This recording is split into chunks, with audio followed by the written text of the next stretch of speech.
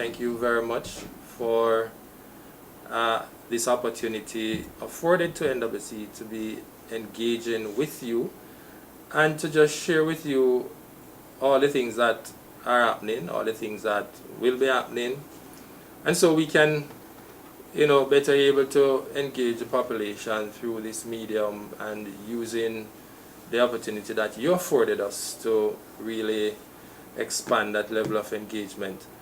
So yes, it has been a while that you may not have heard directly from me. Not that I'm in hiding, but I believe, and as I always tell my staff, and I'm going to share it with you, there's a book called The Art of War, and it is part of the process of engaging from the level that should be, so to speak, those in front. They should, So this morning I'm going to be a little bit more elaborative. It may be lasting longer than what you may have been notified initially. I'm going to try to be as comprehensive as possible because I think there's a lot that is happening, and I want to just, give you as much information as I can possibly give so that you are very much in line and in tune with what is happening.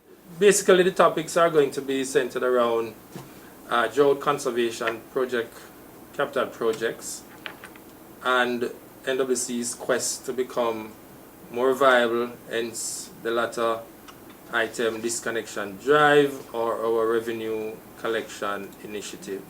So drought conservation, and we had some challenges and in some of our parishes.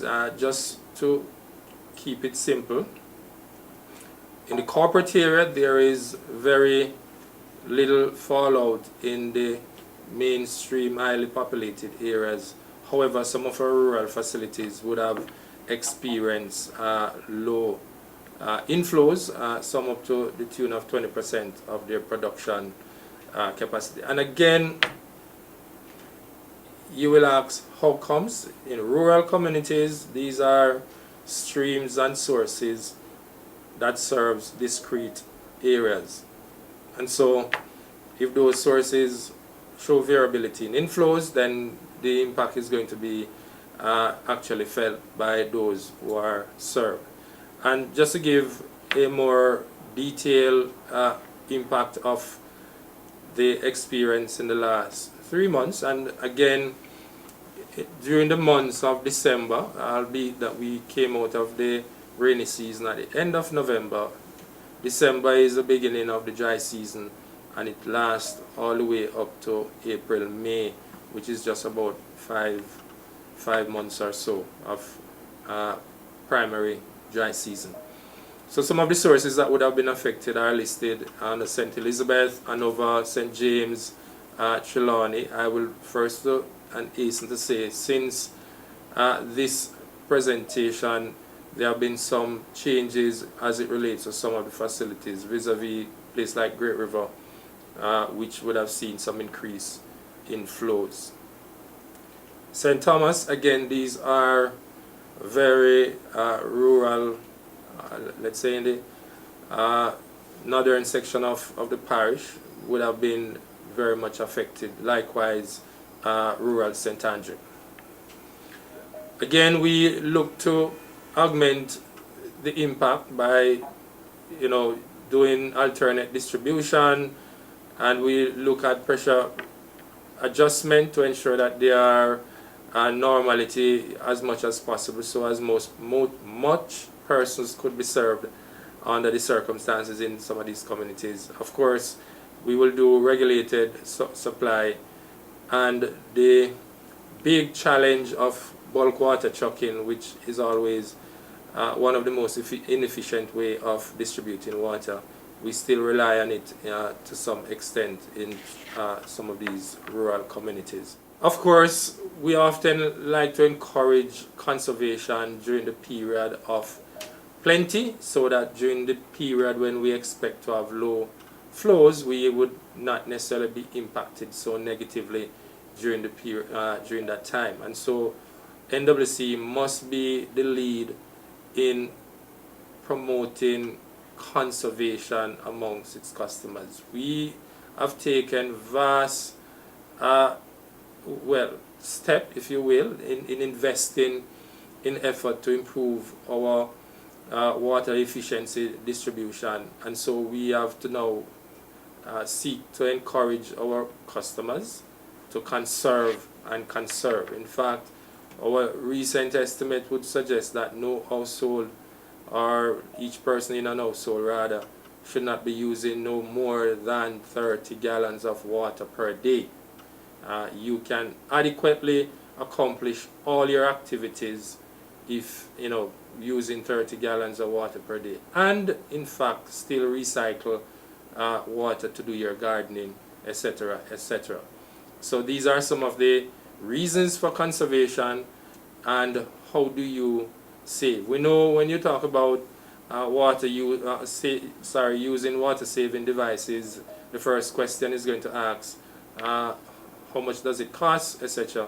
But I want you to look at it from the point of view that it may be a cost today, but the long-term benefit in terms of the savings that you will receive, pay back for it in very short time. We're going to look now at some of our capital projects, and we are pleased to announce that we have commenced the works in Manchester to improve water supply in that central urban centre. In fact, we have close to $700 million of contract in place that is to improve water supply to the township. The overall cost for those projects is upwards of $2 billion, and it is both short, medium, and long-term improvement works. And the medium term is really by virtue of the works that needs to be done. For example, equipping a new well at Pepper, re-equipping or expanding the pumping capacity at Gutters and Spurtree.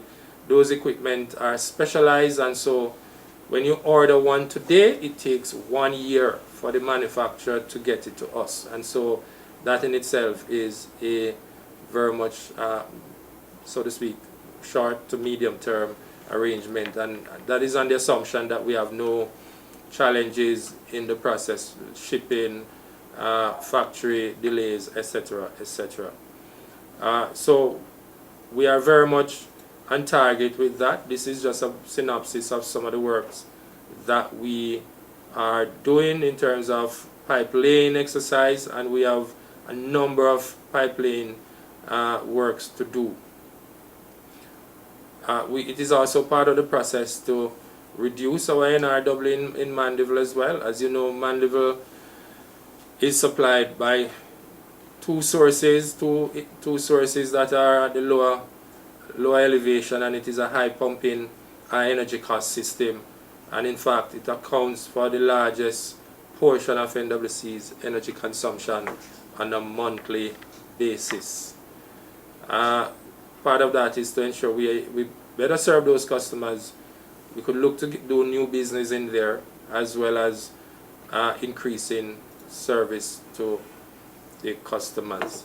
Again, this is just a synopsis of what I would have mentioned earlier in terms of the project scope and project profile. The other big project that we're doing is over $200 million main replacement in Barnett to Samuel Prospect, and that is up there in northern Trelawney.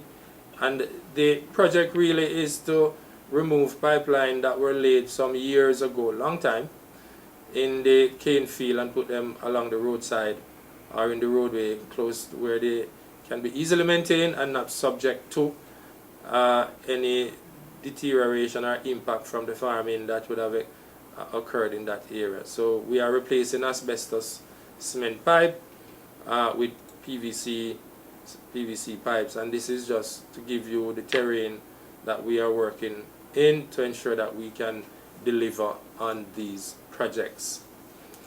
You would have heard in the news, and it was recently mentioned in the Houses of Parliament, of the advancement that has been made to establish the content water treatment plant on the Rycobre, valued at about $60 million US. Construction shall take about two years. As you know, this is a public-private partnership arrangement, which means we have to ensure that our arrangement with the private sector is very tight, and it is, in fact, will deliver value for the Jamaican people, knowing very well that the facility, while it will provide and serve the greater populated areas, upwards of over 700 to 850,000 people, it has to be done in such a manner that even after our time here at NWC, it is a arrangement that will last. And so that is very much one of our bigger projects that we are pursuing, and we're excited to really undertake the first real water PPP in concert with the DBJ, Ministry of Finance, Ministry of Economic Growth, Job Creation, the AGC. We all are working tirelessly to ensure that this is a reality, because it is the people of Jamaica who will definitely benefit. This just gives again a synopsis of what the plant is intended to do. 15 million imperial gallons per day, and it's intended to ensure there is a reliability of water both in the corporate area, Spanish Town, etc. It is also part of a strategy to be resilient during times of drought. And complementary to that is the NRW activities that we're doing in Portmore, which I may be able to share a little bit more on that in a while. This is the vexed topic that we always carry in NWC. Nobody likes to pay for their water, and everybody, when they get a high bill, says the meter is not working. However, the same meter that measures when it is low flow, you're happy, is the same meters that measures when you're high flow, you're unhappy. And the NWC must do something about the high flow. And nobody tends to think that something may go wrong internally. Incidentally, one of my most recent conversations with a very loyal customer who was upset that they got this bill for $500,000. And when we spoke and we said, there's a leak on your premises, he said, no, nothing can be wrong. So a few days later he called back and said, Mark, NWC was correct. There was a huge leak under a banana tree on my property. And only emphasizing that, because what we're saying is residents, customers need to take responsibility and check your system every month. It is not something that you just do because you get a high bill. You need to check your system every month. And having said that,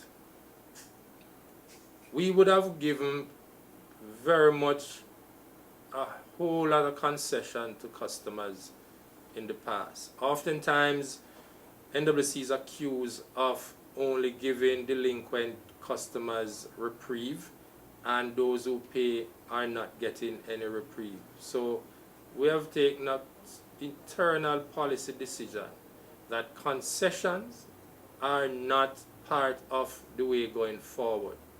We are putting the onus on customers to ensure that they conserve, because we are going to charge you for what the meter reads. And in fact, something that I need to emphasize, these new meters that we are installing, they are not just out there to show you a digital face and all of that. I could tell you, these new meters can give you the temperature of the water that leaves the meter. It tells you the flow rate of water that goes through the meter. And it actually accumulates how much water you would have consumed from the day the meter was installed. It also tells you when you have a leak. And part of the thing is, the leaks are usually detected because when you are supposed to be sleeping, the meter is registering. And the meter knows that. So that's why we call them smart meters. So when you have a high consumption, I can simply go and pull data from the meter. It will tells me everything that may have been happening. That is what we call our big brother that is placed on the customer's connection. Same reason I'm saying, customers, please check your plumbing, check your system. Don't start by accusing NWC for having a faulty meter. Get certified plumbers, and if you can't get a certified plumber, get somebody who is so equipped to do leak detection. Oftentimes what is placed on NWC is for us to prove that you consume the water. In fact, that's not to be my responsibility. The responsibility is on the customer to prove how the water was consumed. It is my meter is there to record what goes through the pipe. And the next thing I want to encourage before I get into disconnection is that when you detect that there's a problem, always get persons who have equipment that can detect leaks. Sonar equipment, that's where the technology is. Our infrared equipment, that's where it is. The reliance on NWC to come with its equipment to do it, it simply means I am moving my resource from going in the street, finding the leaks, which gives you very much a concern as to our speed of response to tackle leaks in the road, because that's where my responsibility is, and that's where my responsibility should be focused. So I'm encouraging you that your first line is to take responsibility and check your on-site, on-prem system.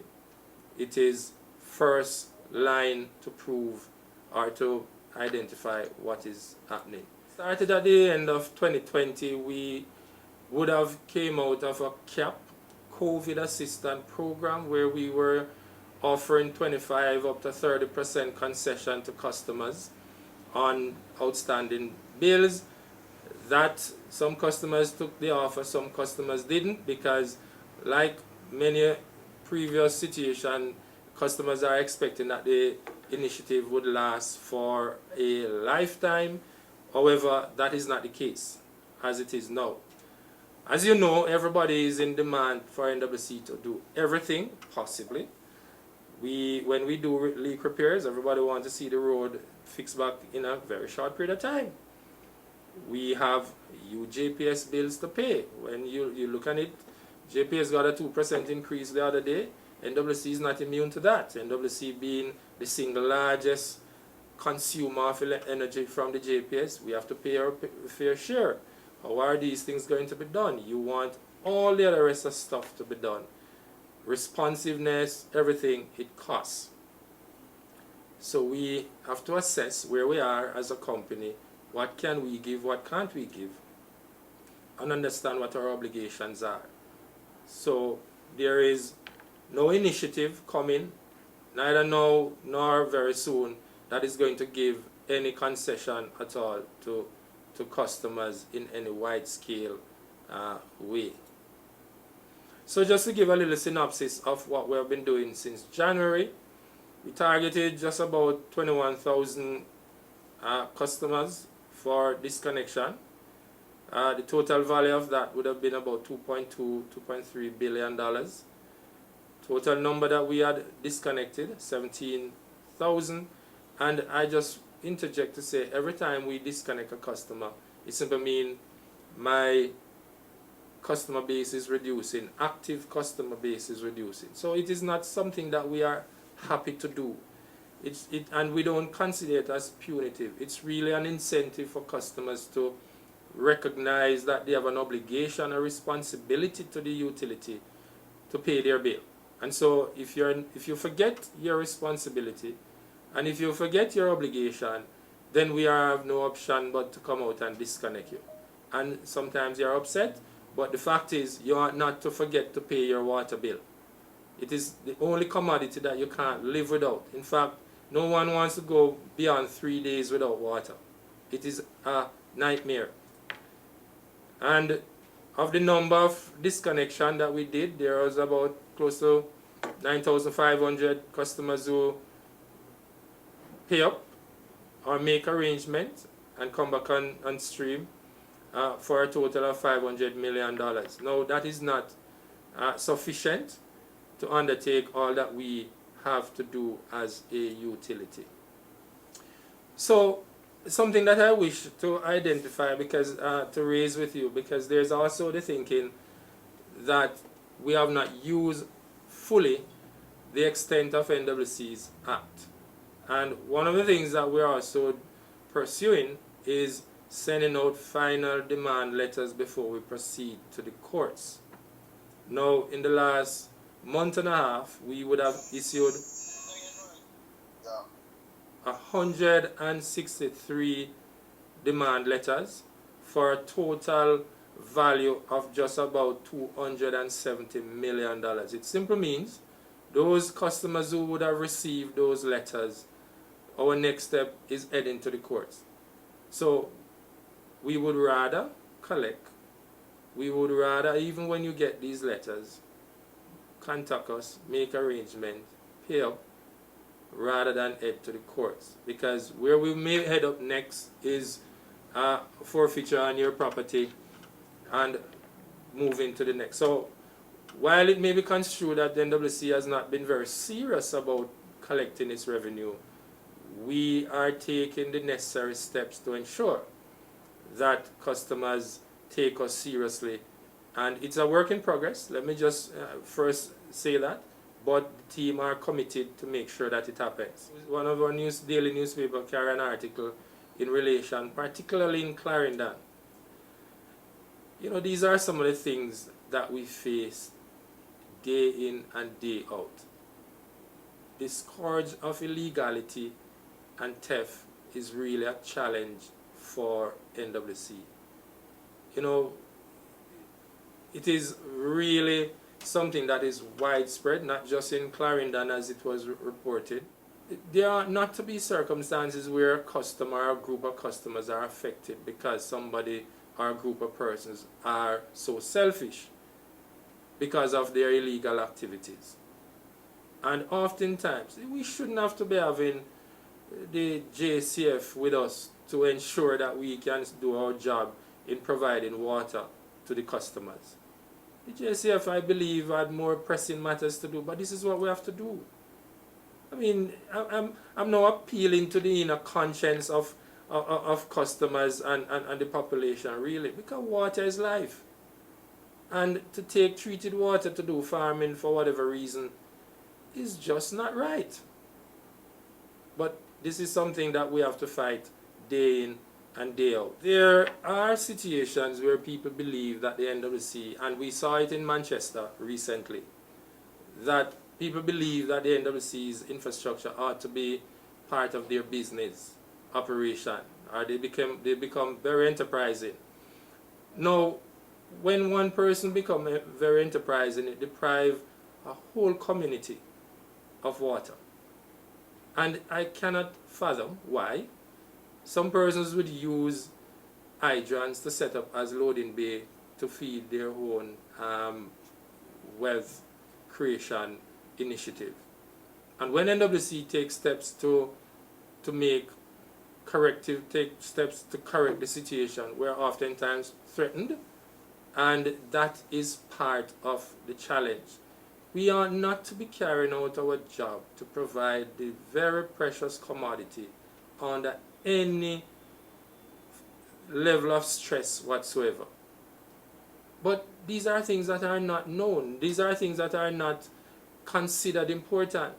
The only cry you'll hear is we don't have any water. We demonstrate that we don't have any water. But sometimes the very same persons who are demonstrating know what is taking place. And it's full time we take steps to make sure that everybody becomes legal and honest in their doing. The other thing that I wish to raise, as you know, we are doing a lot of sewer expansion right across the corporate area. And oftentimes, I know communities are peeved either for two reasons. One, the discomfort that is experienced, and NWC profusely apologize for that, because we recognize whenever time you're doing improvement, it comes with some level of discomfort.